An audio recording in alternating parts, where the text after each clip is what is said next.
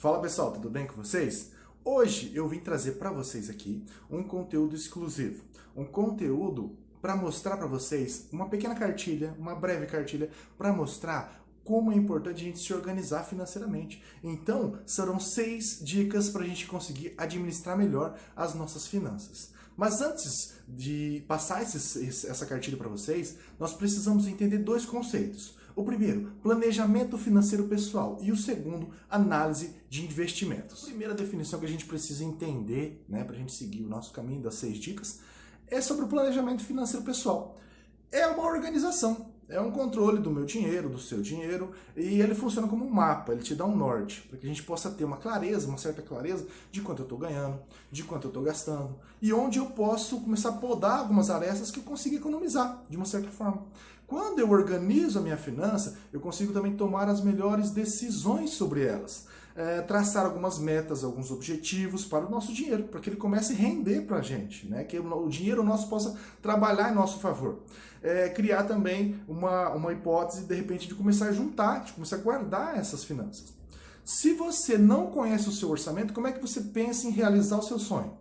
Fica difícil, não fica? Então, realmente, esses dados que são levantados a partir que você conhece a sua situação financeira, ele vai te mostrar um caminho, ele vai te mostrar um mapa, como eu disse ali, um mapa, ele vai te dar um norte para que você possa manter o controle do orçamento em equilíbrio e conseguir poupar, e aos poucos você vai angariando fundos para que você consiga realizar os seus desejos. Em 2020, gente, a Ambima, junto com o Datafolha, fizeram um levantamento e mostraram para nós que 62% da população brasileira entrou 2020 sem ter nenhuma reserva de emergência. Nós vamos falar sobre reserva de emergência daqui a pouquinho, fica aí.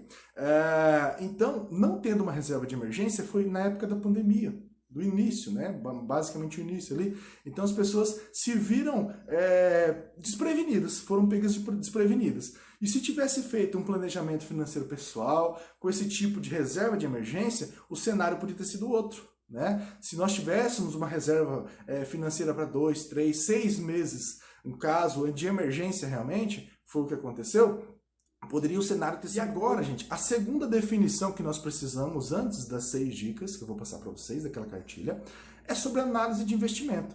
Então, a questão do planejamento é o como fazer. E a análise de investimento vem a ser o quê? É a ferramenta, é a técnica, é a aplicação de técnica financeira e contábil, com o objetivo de identificar a viabilidade de aplicar o capital em determinado projeto, em determinado momento. Aplica, não aplica. Então, é técnica. Tem que ter cautela e utilizar os métodos corretos para que os gestores consigam, então, entender qual que é o melhor momento, qual a melhor decisão a ser tomada.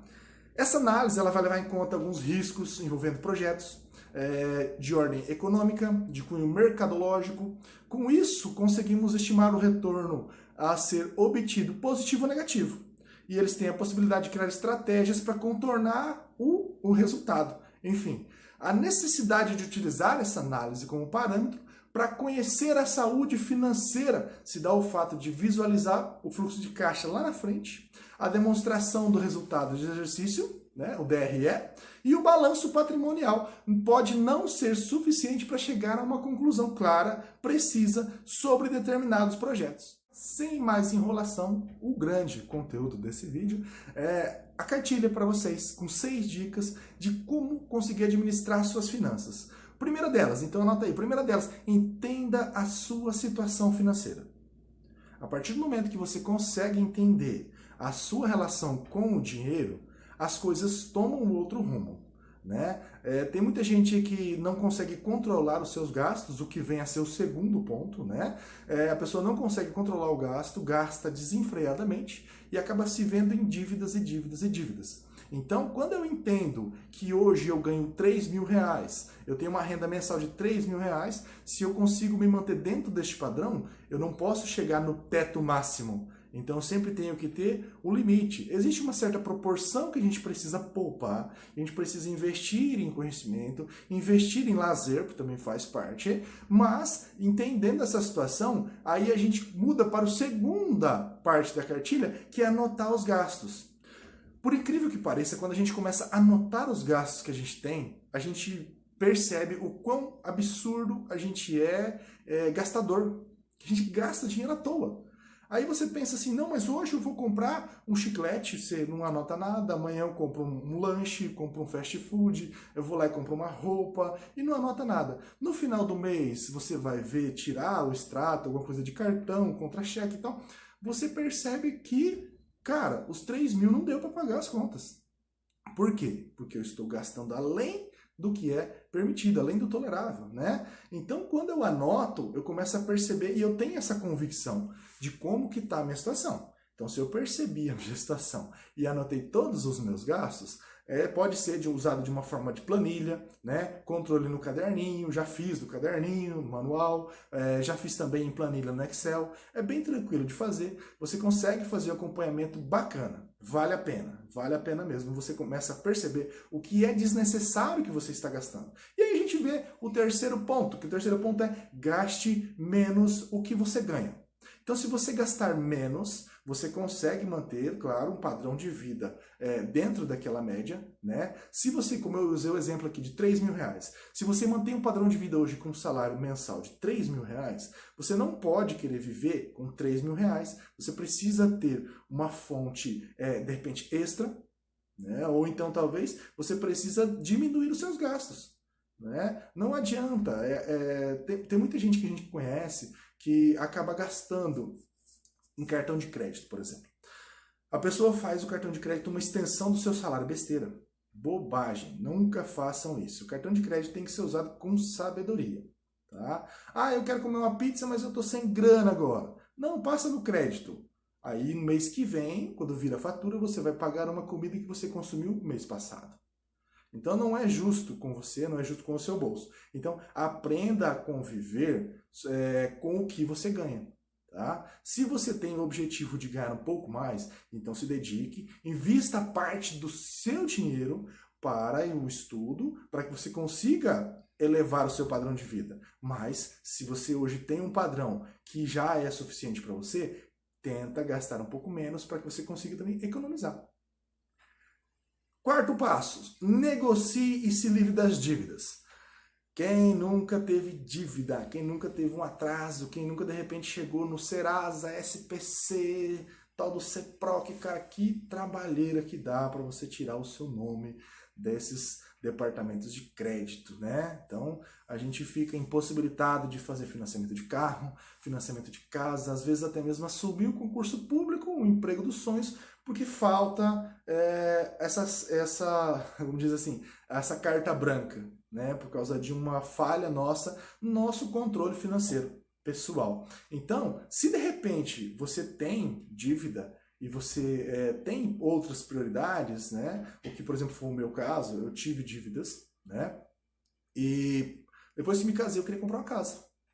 Então, eu precisei negociar as dívidas que eu tinha. Tá? Eu tinha financiamento de banco, então foi bem complicado.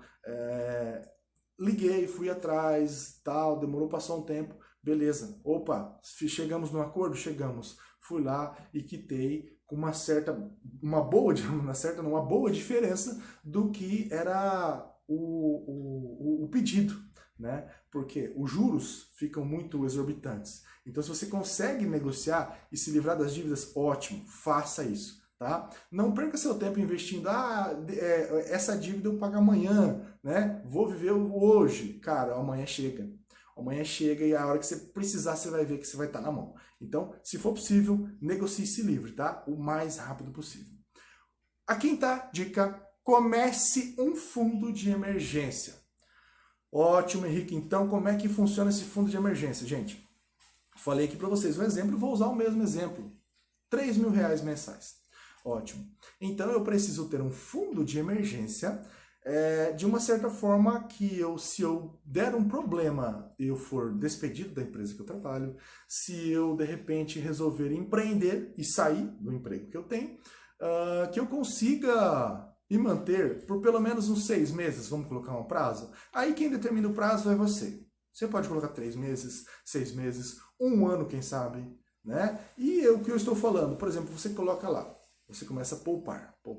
100 reais 200, 300 reais por mês, separa e vai para aquele fundo de emergência. Ah, cara, mas eu tive que precisei fazer um tratamento de saúde urgente, né? Foi algo emergencial, de fato.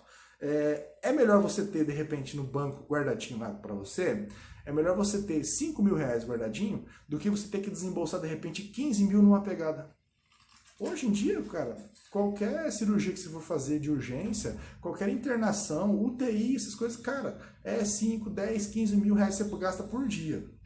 Então você tem que estar preparado para certas emergências e esse fundo emergencial para você é fundamental. Então faça de certa forma, 3 mil reais. Ah, beleza, eu quero fazer um fundo emergencial para mim, particular, de 3 mil reais para 6 meses. Então 3 vezes 6, 18. Quanto que eu tenho que ter na minha poupança então, no meu rendimento? 18 mil reais, para que eu consiga pagar ao menos o meu custo mensal por 6 meses, se caso aconteça uma tragédia na minha vida, eu perco o meu serviço, né? E eu fico desempregado. A gente não sabe como é que é o mercado hoje. Então, conseguiu esse fundo, tranquilo, fica ali na sua reserva. Ah, quebrou meu celular, eu precisei trocar ele com urgência, porque eu uso meu celular para trabalhar. Então, vou tirar daquele fundo que lá está para a nossa emergência. E por último, gente, comece a investir o seu dinheiro para ele render. Tá? Investimentos. Investir é diferente de poupar. Hoje, poupança rende muito menos do que o investimento. Existem bancos digitais, existem cooperativas de crédito que fazem com que você consiga multiplicar o seu dinheiro. Ah, mas cara, eu não consigo, eu coloco lá R$1.000 num fundo de investimento e daí eu fui ver no final do mês ele me rendeu R$12. Ótimo. Só que se você colocasse esses mesmos R$1.000 na poupança, na hora que fosse virar o mês, ele ia ter te rendido R$5 a R$6. Tá? Então é bem menor. Aproveitem os fundos de renda fixa. Fundo de renda variável é algo que a gente pode explorar dentro do mercado financeiro. Aproveitem, tá? Busquem conhecimento sobre esta área. É uma área que tem grande tendência a crescimento a partir dos próximos anos. Já está em determinado crescimento. Então vale a pena o seu investimento, vale a pena você investir no seu conhecimento. Conheça sobre o mercado financeiro, vale muito a pena. Comece a investir hoje. R$100 que você já tirou daquela dica que eu falei para você de anotar e gastar menos. R$100 sobrou? Vou colocar no investimento de renda fixa. Posso colocar ele para liquidez diária, posso colocar ele para uma liquidez mensal, para 6 meses, 3 meses, 9 meses, 1 ano. As dicas que eu tinha, a cartilha que eu tinha para passar para vocês era isso. Né? Peço desculpas que o vídeo ficou um pouquinho longo, mas eu espero que bem explicadinho para vocês. Nas dúvidas, pode fazer os comentários aí, fico aguardando o comentário de vocês. Se você gostou, dá o like aí, se você gostou ou não, dá uma força pra gente está começando nesse mercado aí. Então, agradeço de coração, né? Que Deus abençoe cada um de vocês, muito obrigado, tchau.